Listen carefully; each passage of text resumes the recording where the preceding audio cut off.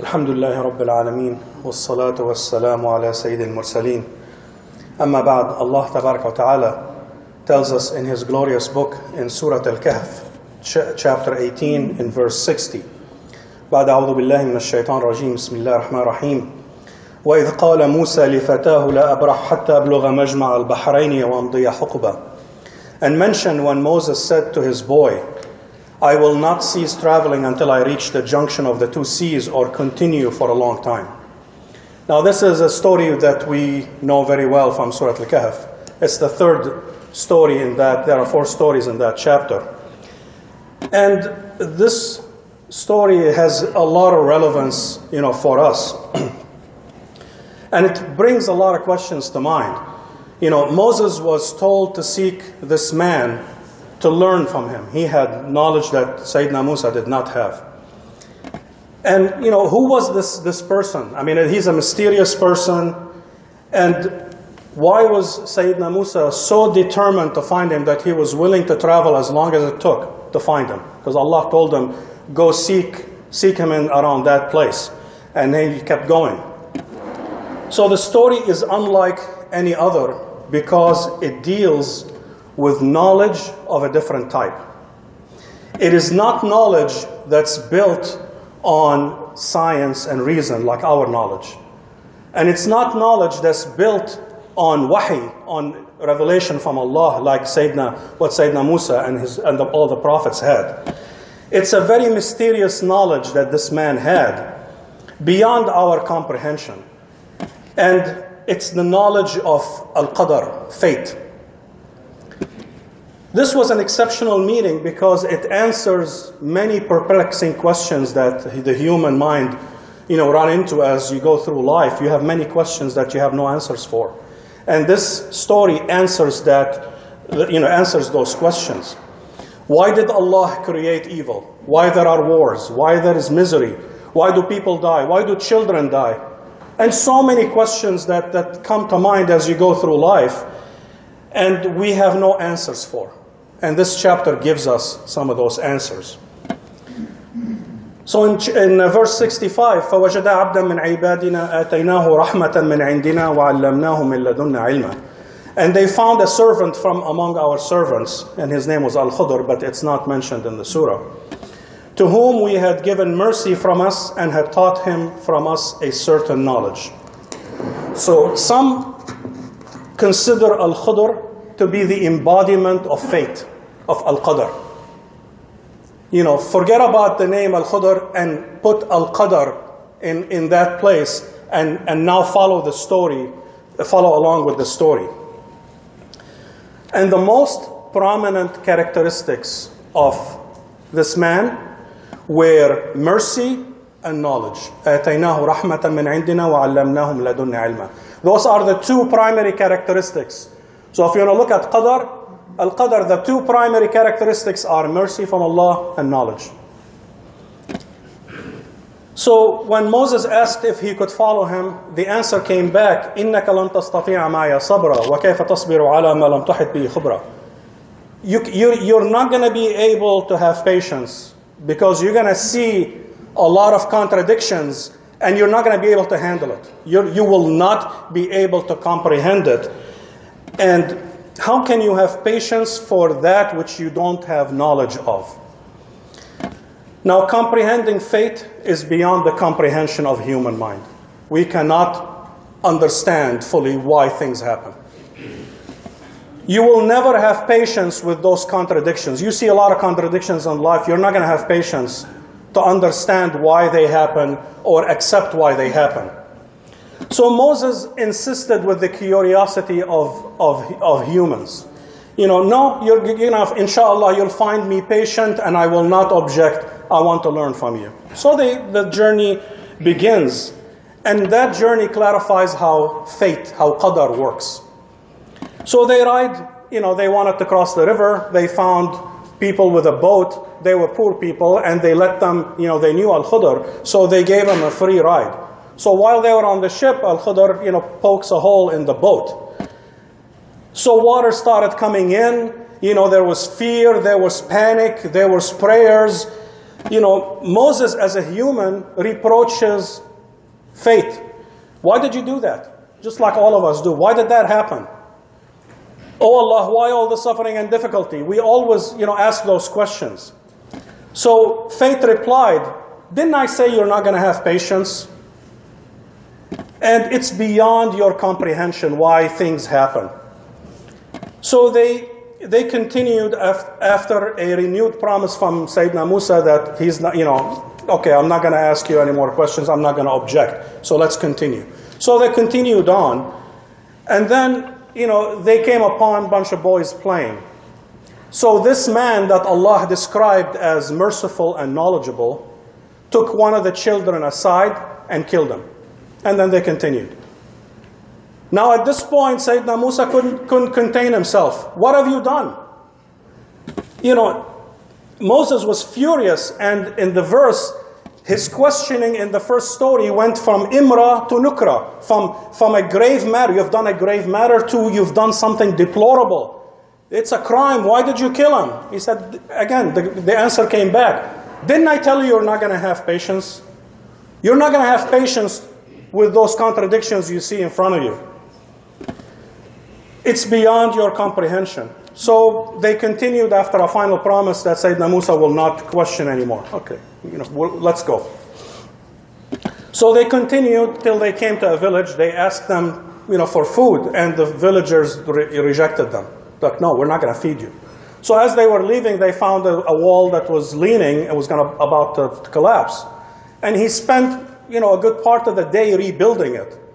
Now at that point, Musa could not contain himself. And he had to object. The nice people that on the boat that gave us a ride for free, you damaged their boat. And the people of the village that we asked them for food and they rejected, you fixed their wall. What is this? I mean, he could not contain himself like the rest of us do. We cannot comprehend why things happen. The contradictions were too much to bear. And that's when Al-Qadar said, قال هذا فراق بيني وبينك سأنبئك بتأويل ما لم تستطع عليه صبرا. Al-Qadar said, this is the parting, that's it, we part ways. You cannot accompany me anymore. I will inform you of the interpretation of that which you could not have patience. So Al-Qadar explained to Musa why he did what he did. And Allah tells us these things for our benefit, for our education, because all of the actors in these stories never knew why things happen. The people of the boat never knew why the boat had that. The parents didn't know why the child died, and so on. But we know because Allah told us He wants to teach us about Al-Qadar, about fate, how fate operates. So evil is relative.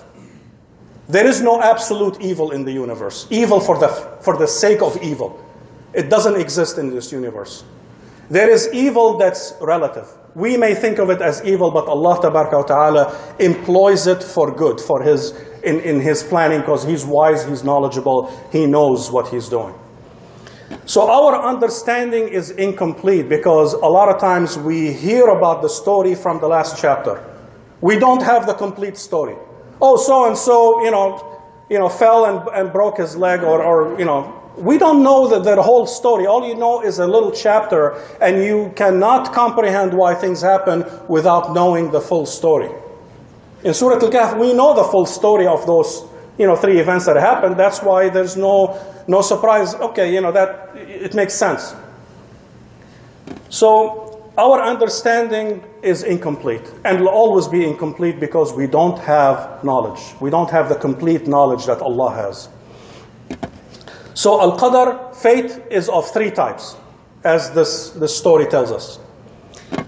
The first type is evil that you perceive as evil. Something bad happened. You perceive it as evil, but with time you realize, Alhamdulillah, this was the greatest thing that ever happened to me. And this is like the story of the people of the boat. At the time, they were just praying, and it's like, oh my God, we're in the middle of the water, we're gonna drown, we're gonna die. But after they passed by the king who was confiscating every boat, he saw them bailing water out. He said, I don't want to damage boat, you go. Because had the boat been okay, He would have confiscated, they may have resisted, he would have killed all of them. And they were all poor, and that was the income of the whole village. So they realized that whatever happened was good, because the events unfolded and Allah Ta'ala revealed to them the wisdom of what happened. The second type is bad thing, evil that happens, but in fact it was good. In the first place, it was good also. In the second case, it was good, but you'll never know. You'll never know why. You'll never know it was good for the rest of your life until the day of judgment, when Allah shows you the events. And then you look at it and say, Alhamdulillah. Thank you, Ya Allah. This was the best thing to ever happen to me. But while you're alive, you live your whole life thinking it was evil, it was a bad thing, it was the worst thing that ever happened to me. And what happened to the child? The parents never knew why the child died. They never knew that Allah knew this child was going to be, rotten child that's going to make their life hell, and He sent them a better replacement. They don't know that. They lived their whole life. They never knew, but they will know on the day of judgment. So that's the second type, where we will never know it was for our best, for the best. And the third type of qadar is the most important. It's evil that Allah drives away from you and you don't even know. You have no suspicion whatsoever. It was coming towards you and Allah pushed it away from you, and you have no idea it was coming. Or goodness that came to you, but you never knew that it came to you, and you'll never know until the day of judgment when Allah tells you. It's the story of the orphans embodies this point. They never knew that the wall was going to fall and their treasure was going to be stolen, and then Al-Qadar, fixed it. They never knew. They were orphans and they grew up, and then they went in and got their treasure. They had no idea that it was about to get exposed, and Al-Qadar came in and sent somebody to fix it. You'll never know until the day of judgment. So the key phrase that repeats in the story is, إِنَّكَ لَن تَسْتَطِيعَ مَعَ صَبْرًا. You will not have patience with those contradictions that you see every day. So we can never comprehend Al-Qadar. We can never comprehend fate because it requires complete knowledge. You have to know the whole story from the beginning to the end, then you'll understand. But that knowledge is impossible for us. Allah knows it. That's His department. So we ask Allah for patience to endure whatever He drives to us. And we have full confidence that Allah only sends what's best for us. Whatever happens, whether you perceive it to be good or evil, if it happened, Allah knew about it, Allah allowed it to happen, and it's for your own good. It is the best thing to happen to you, whether you perceive it or not. And the third thing is, we have to train ourselves to recognize that I cannot understand fate. I will never understand why things happen. So I'm going to be patient and thankful to Allah in all conditions. When you get to that stage, now you get to the stage of tranquility, at-tama'nina, an-nafs al-mutma'inna. The soul that nothing shakes it. Good or bad, alhamdulillah. Good, and you see people like that. Good or bad, alhamdulillah, nothing shakes them. Whether it's good, whether it's bad. And this nafs al-mutma'inna, Allah describes as irja'i ila rabbiki radiyatan mardiyya fadkhuli fi ibadi wadkhuli jannati. That tranquil soul, come to my servants and enter my heaven. There is no mention of hisab or iqab. There is no accounting, there is no punishment, straight to heaven. When you reach that level of yaqeen, that whatever happens to you came from Allah and only good comes from Allah, then you've achieved, then you understand how fate works. أقول قولي أستغفر الله لكم فاستغفروه إنه غفور رحيم.